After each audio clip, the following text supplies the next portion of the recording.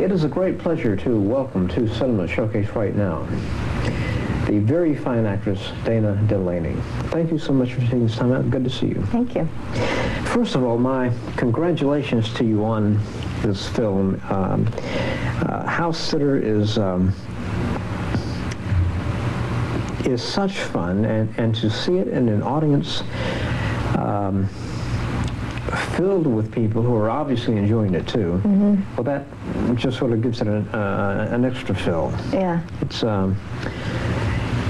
I have this theory about comedy that you can't really enjoy it by yourself. I think you have to have an audience. Mm-hmm. Yeah, I think that's true. Once in a while you'll get a belly laugh, but yeah. You're right, it should be infectious. Yeah. Mm-hmm. What attracted you to the film?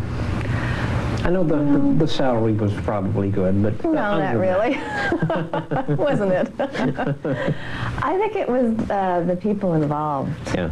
You know, with Goldie Hawn, Steve Martin, and Frank Oz, you really can't go wrong there. And also because I had just done China Beach, which was so serious, I wanted... and right after that, I had done Light Sleeper, a Paul Schrader film, which was even more serious. Yeah.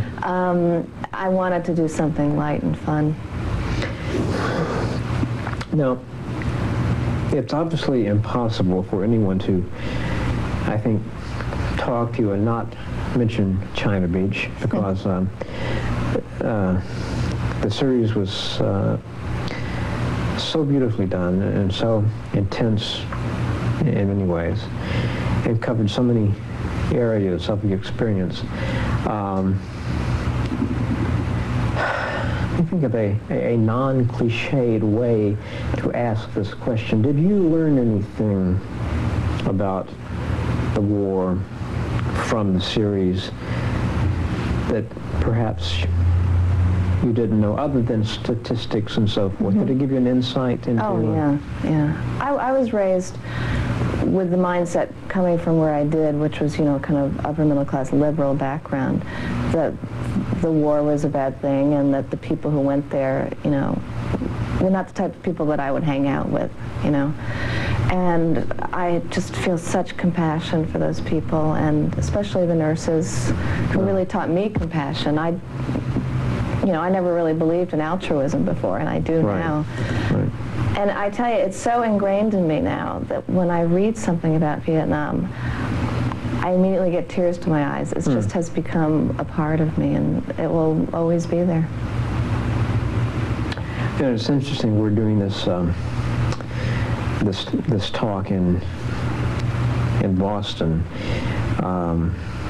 because there have been numerous books lately and things that have been known for quite some time, that if John F. Kennedy had remained president, perhaps, and of course it is a perhaps, Vietnam as it came to be known would not have happened, which is an interesting, profound thought. Yeah. I don't know, it's hard to judge that one, isn't it? It is, it really is. We really, you know, we're involved in that country so much longer than people, you know, like to talk about, you know, from the 50s and 10 earlier. 10 years and 600,000 troops. Yeah, and we were there in the 40s. We were on Ho Chi Minh's side before. Exactly. So it's hard to believe that we would not have continued. Yeah. You made, let's just call it a nice shift here. You made a couple of films, I think, rather close together in the late 80s that I very much admired, and I hope you did too. One was a thriller called Masquerade. And the other, and these were both for Metro, for MGM. That's right. Where the River Runs Black. Right. I thought these were just excellent films that they did well, I think, but not perhaps as well as we might have wished. No, they were sort of, people remember them from cable more than from the theaters. Yeah, both beautiful looking films. Great DPs in both of them. Juan Ruiz Sanchia did Where the River Runs Black, and I'll never forget his name. David something, Watkins. Watkins, yeah. David Watkins, right, did Masquerade. Yeah. And the director of Masquerade, Bob Swain. he's based, correct me if I'm wrong, he's based in Paris or lives in Paris, Yeah. but he is an American. He was right? born in the Valley in L.A. and lives in Paris, yeah. Interesting situation. Yeah, there. I'd like to have that situation. What kind of roles, now that you have this marvelous comedy, House Sitter, behind you, which I have no doubt is going to be a tremendous success, what kind of roles are you looking for? Leads. Absolutely. Nothing less. Yeah, that, and also I'd like to do something maybe a little bit quirky. I don't know, I have it in my head that I want to do, I keep thinking Marlon Brando, I don't know why, but I love the quirkiness of his work and how he just sort of indulges himself, and I would like to do something like that.